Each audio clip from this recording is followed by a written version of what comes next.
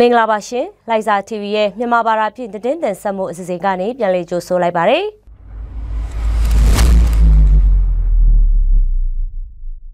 ဗမော်မိုးမောင်လမ်းပိုင်းတိုက်ပွဲပြင်းထန်နေတဲ့နေရာတွေမှာစစ်ကောင်စီတပ်ကဒီကနေ့မနက်3 နာရီခွဲအချိန်မှာလေရင်နဲ့2ကြိမ်ပုံကျဲတိုက်ခိုက်တာရှိပြီးထိခိုက်မှုရှိမရှိကိုတော့စုံစမ်းနေစေဖြစ်ပါတယ်။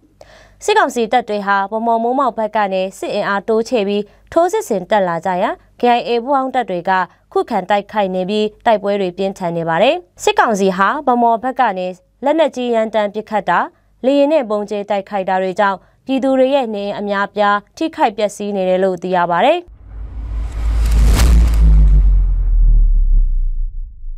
စစ်ကောင်စီတပ်ဟာစက်တင်ဘာလ12ရက်နေ့ကနေစပြီးဆိုင်းတောင်ကလူနေအိမ်တွေကိုမိရှို့ဖျက်ဆီးနေတာဟာဒီကနေ့စက်တင်ဘာ18ရက်နေ့အထိဖြစ်တယ်လို့ရှေ့တန်းသတင်းတွေအရသိရပါတယ်။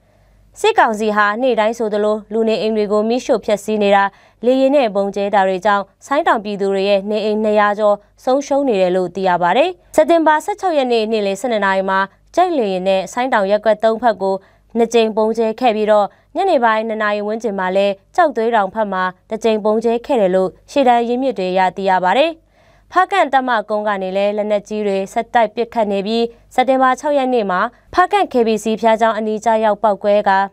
ပြည်သူ2ဦးအသက်သေဆုံးပြီးတော့9ဦးထိခိုက်ဒဏ်ရာရရှိခဲ့တယ်လို့သိရပါတယ်။ဖားကန်ဆိုင်းတောင်ယူမာတာဝါတိုင်းအနီးမှာစစ်ကောင်စီနဲ့ KIA ပူးပေါင်းတပ်တွေတိုက်ပွဲပြင်းထန်နေဆဲဖြစ်တယ်လို့သိရပါတယ်။